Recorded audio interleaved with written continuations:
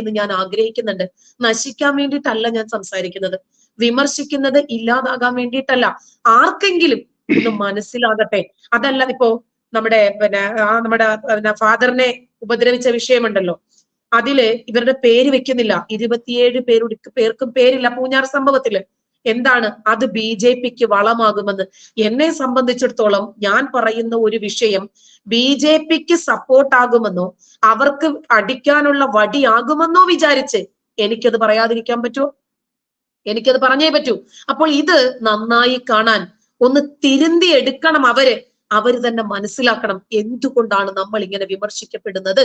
ശരിയാണല്ലോ, ജോസഫ് മാഷിന്റെ കൈയും കാലും വെട്ടിയിട്ട് നമ്മുടെ മുസ്ലിം സംഘടനകള്, നമ്മുടെ മുസ്ലിം പുരോഹിതന്മാര് ആരും എതിർക്കാത്തത് കൊണ്ടും പോപ്പുലർ ഫ്രണ്ടുകാർ ശരിയായ മുസ്ലിങ്ങളല്ല എന്ന് പറയുകയും ചെയ്യാത്തത് കൊണ്ടാണല്ലോ ബൈജുവിനെ പോലെ ഒരാൾ വീണ്ടും വീണ്ടും മുസ്ലിങ്ങൾ മുഴുവനും തീവ്രവാദികളാണ് എന്ന് പറയുന്നത്. അതുകൊണ്ട് നമ്മൾ ഇതിനെ എതിർക്കണ്ടേ എന്ന് അവര് ചിന്തിക്കണം. അതാണ് എന്റെ ആംഗിള്. അതല്ലാതെ അവരെ വെറുപ്പിക്കുക, അകറ്റി നിർത്തുക എന്നുള്ളതല്ല. അവര് മനസ്സിലാക്കണം, ശരിയാണ്, നമ്മളും നമ്മൾ മൗനമായിരിക്കുമ്പോൾ നമുക്ക് കുറച്ചും കൂടി അവർക്ക് സപ്പോർട്ട് കൊടുക്കുന്നു എന്ന അർത്ഥം. ഇവരെ എതിർക്കാതിരിക്കുന്നത് കൊണ്ടാണ് പോപ്പുലർ ഫ്രണ്ട് പോലെയുള്ള സംഘടനകൾ ഇവിടെ ഇങ്ങനെ വളർന്നു വരുന്നത്. അപ്പൊ അതിന് തുരങ്കം വയ്ക്കുന്ന രൂപത്തിൽ, അതിന് വിഘാതം വയ്ക്കുന്ന രൂപത്തിൽ പ്രവർത്തിക്കേണ്ടുന്ന ഇസ്ലാമിക സംഘടനകൾ ഖാലിദ് മിഷേലിനെ കൊണ്ടുവന്നിരിക്കുന്നു, യുവ മുസ്ലിം ലീഗ് സംഘടന യൂത്ത്. അപ്പോ ഇവരെല്ലാവരും തലത്തിൽ തുല്യരാണ്. കുറച്ചാളുകൾ ഉണ്ട് അവര് ബഹുസ്വരത ഇഷ്ടപ്പെടുന്ന ഹിന്ദുക്കളും ക്രിസ്ത്യാനികളും ഒക്കെ കൂടി. അതല്ലേ അതിന്റെ ഒരു ഭംഗി, നാനാത്വത്തിൽ ഏകത്വം. അങ്ങനെ വിശ്വസിക്കുന്ന നല്ലൊരു വിഭാഗം ആളുകൾ ഉണ്ട് ഇവിടെ. അപ്പൊ അവർക്ക് അപ്പോ അവർക്ക് കൂടി വിഷമം ഉണ്ടാക്കുന്നത്. കാരണം അവരും ചിലപ്പോൾ മാറി ചിന്തിക്കാൻ തയ്യാറാകും.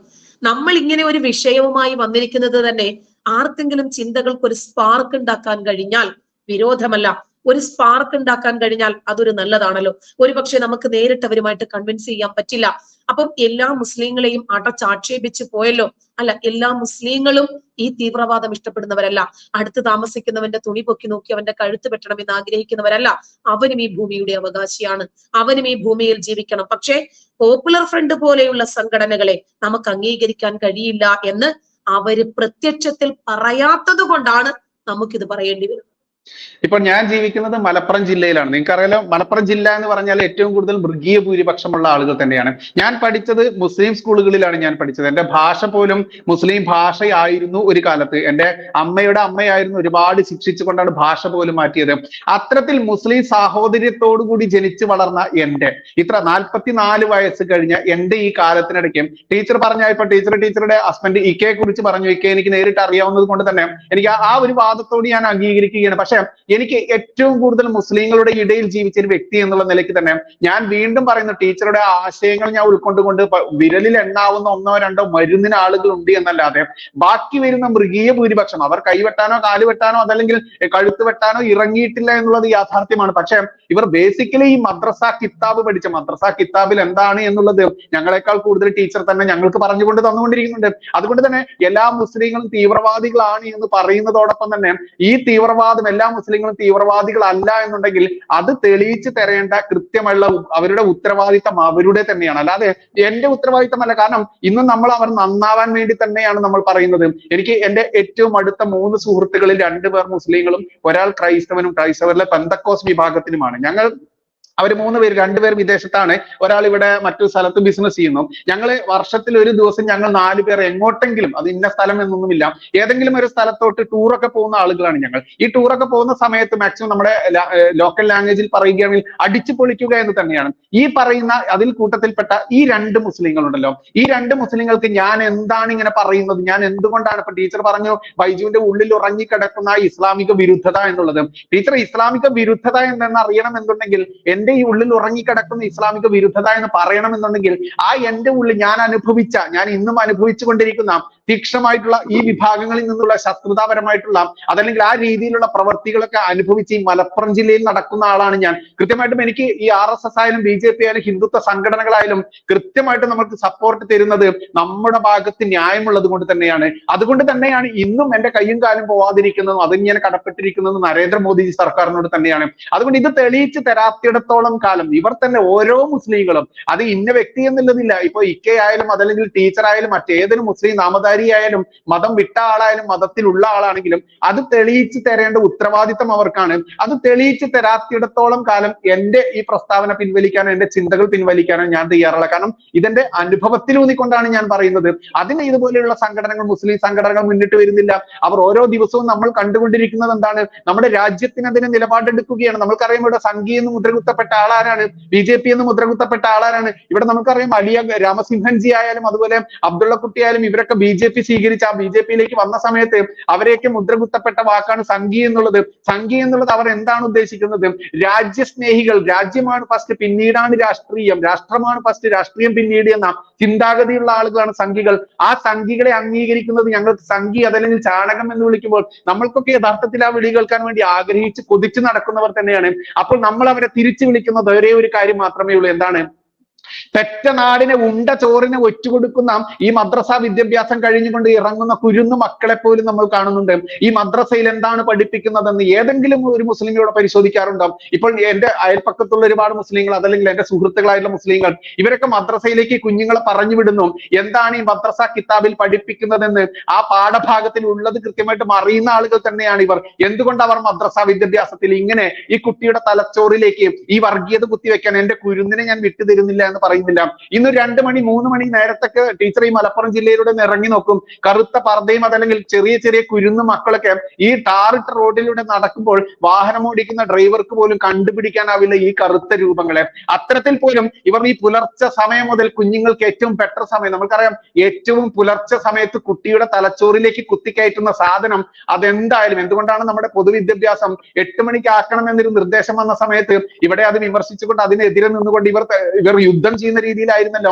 ഏറ്റവും ഏർലി ടൈമിലാണ് കുട്ടികളുടെ തലച്ചോറിലേക്ക് പഠിക്കാനുള്ള കാര്യങ്ങൾ പഠിച്ചു കയറ്റേണ്ടത്. നമ്മൾക്കറിയാം നമ്മളൊക്കെ പരീക്ഷാ കാലഘട്ടത്തിലൊക്കെ 5 മണിക്ക് 4 മണിക്കൊക്കെ വേണ്ടിയിട്ട് ഉറക്കം വരാതിരിക്കാൻ വേണ്ടി കാല് വെള്ളത്തിൽ മുക്കിയിരുന്നിട്ട് പോലും നമ്മൾ പഠിച്ചിട്ടുണ്ട്.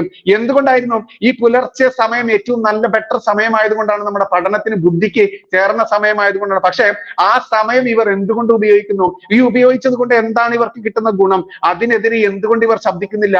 എന്റെ കുട്ടി പഠിക്കാൻ പോകുന്ന ഈ മദ്രസ കിതാബിൽ ഇതാണുള്ളത് എന്ന് യോഗി സർക്കാർ പറഞ്ഞിട്ട് വേണ്ട, മോദി സർക്കാർ പറഞ്ഞിട്ട് വേണ്ട. രാജ്യമാണ് ഫസ്റ്റ്, രാഷ്ട്രമാണ് ഫസ്റ്റ്. രാഷ്ട്രത്തിലുള്ള ഈ ബഹുസ്വരതയെ ഹിന്ദുവും മുസ്ലിമും ക്രൈസ്തവനും ബുദ്ധനും ജൈനനും എല്ലാം ഒരമ്മ പെറ്റ മക്കളാണെന്ന ബോധമുണ്ടെങ്കിൽ എനിക്ക് തോന്നണം, ഞാനൊരു മുസ്ലിം രക്ഷിതാവാണെങ്കിൽ എനിക്ക് തോന്നണം എന്റെ മോൻ പഠിക്കേണ്ടത്, എന്റെ മോൾ പഠിക്കേണ്ടത്, എന്റെ പേരക്കുട്ടി പഠിക്കേണ്ടത് ഈ മദ്രസ കിതാബിലുള്ള വർഗീയതയല്ല. അന്യമതസ്ഥനെ കാണുമ്പോൾ കാണുന്നിടത്ത് വെച്ച് വെട്ടിക്കൊല്ലാനും കുത്തിക്കൊല്ലാനും അതല്ലെങ്കിൽ അയൽക്കാരനോട് അതിക്രൂരമായി പെരുമാറണം, യുദ്ധം ചെയ്യണം, നിന്റെ ഈ രാഷ്ട്രം, നിന്റെ ഇസ്ലാമിക രാജ്യം സ്ഥാപിക്കുന്നത് വരെ, നിന്റെ ഈ പറയുന്ന ഏകദൈവത്തിൽ വിശ്വസിക്കാത്തവരെ പൂർണ്ണമായിട്ടും കൊന്നൊടുക്കണം എന്ന് പറഞ്ഞത് ഞാനല്ല ടീച്ചറെ, RSS അല്ല ടീച്ചറെ, നരേന്ദ്രമോദിജി അല്ല ടീച്ചറെ, യോഗി അല്ല ടീച്ചറെ. അപ്പോൾ ഇത്തരത്തിൽ ഓരോ RSSകാരും ഓരോ BJPക്കാരും രാഷ്ട്രത്തിന് വേണ്ടി നിലകൊള്ളുമ്പോൾ ഓരോ ഹിന്ദുവും, ഇവിടെ ഹിന്ദുസ്ഥാൻ എന്ന പേരുണ്ടായിരുന്നു ഭാരതത്തിന്, ഇവിടെ ഇന്ത്യ എന്ന് പറയുന്ന പേരിന് മുൻപ് ഭാരതം എന്ന പേരുണ്ടായിരുന്നു, ഹിന്ദുസ്ഥാൻ എന്ന പേരുണ്ടായിരുന്നു. ഹിന്ദുസ്ഥാൻ എന്നുള്ള ഈ രാജ്യത്തെ എല്ലാ ജനങ്ങളും ഹിന്ദുക്കളായിരുന്നു. അതൊരു മതമല്ല സംസ്കാരമാണെന്നും പറഞ്ഞുകൊണ്ട് ഹിന്ദുവിന്റെ നെഞ്ചത്തോട്ട് കയറാൻ വേണ്ടി അതിനും ഉപയോഗിക്കുന്നു. എന്നിട്ടോ ഇത് മനസ്സിലാക്കേണ്ടവർ മനസ്സിലാക്കാതെ ഞാനൊന്നും അറിഞ്ഞില്ലേ രാമനാരായണൻ എന്ന് പറഞ്ഞുകൊണ്ട് പാല് കുടിക്കുന്ന പൂച്ചയുടെ പോലെ കണ്ണ് ചിന്തി പാല് കുടിച്ചാലൊന്നും ഇനി അത് വിലപ്പോതിട്ട് പോവില്ല.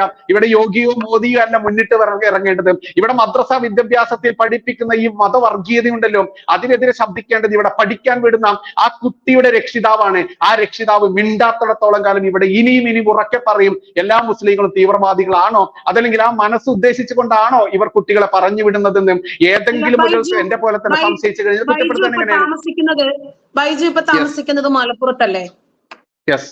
എത്ര തവണ ബൈജുവിന്റെ വീട്ടിൽ മലപ്പുറത്തെ മുസ്ലിങ്ങൾ കയറി ആക്രമിച്ചിട്ടുണ്ട്? പലതവണ. ബൈജുവിനെ എത്ര തവണ കൊല്ലാൻ ശ്രമിച്ചിട്ടുണ്ട്? പലതവണയും ഉണ്ടായിരുന്നു. പക്ഷെ നമ്മൾ കൃത്യമായിട്ട് സൂക്ഷിച്ചാണ് നടക്കുന്നത്. അല്ല, ഇപ്പോ ബൈജു താമസിക്കുന്നത് മലപ്പുറത്താണെങ്കിൽ മലപ്പുറം ഏറ്റവും കൂടുതൽ മുസ്ലിങ്ങൾ തിങ്ങിപ്പാർക്കുന്ന മേഖലയാണ്. ആണ്. യെസ്. ബൈജു പോലീസ് എസ്കോർട്ടോടു കൂടിയാണോ നടക്കുന്നത്? അല്ല അല്ല ബ്ലാക്ക് കാറ്റ്സിന്റെ കൂടെ നമ്മുടെ അബ്ദുൽ നാസർ മദനിയൊക്കെ നടന്നത് പോലെ ഇല്ല. ഇല്ല ഇല്ല മകൻ ഇല്ല. പഠിക്കുന്നതും ഒരു സ്കൂളിൽ തന്നെയാണ്. ഭാര്യ ഒരു സ്കൂൾ അധ്യാപികയാണ്. ടീച്ചർ മകൻ പഠിച്ച സ്കൂളിനെ പറ്റി സഹോദരങ്ങൾ ചോദിച്ചതുകൊണ്ട് ചെറുതായിട്ടൊന്ന് ഞാൻ കൂട്ടിച്ചേർക്കും ഇവിടുത്തെ മതേതരന്മാരുടെ ആ ചെറിയൊരു ഭാഗം. കാരണം ഞാൻ എന്റെ മതാചാരം, ഞാൻ വിശ്വാസിയാണ്, എന്റെ ആചാരാനുഷ്ഠാനങ്ങൾ കൃത്യമായിട്ട് വിശ്വസിച്ച് പോകുന്ന ആളാണ്.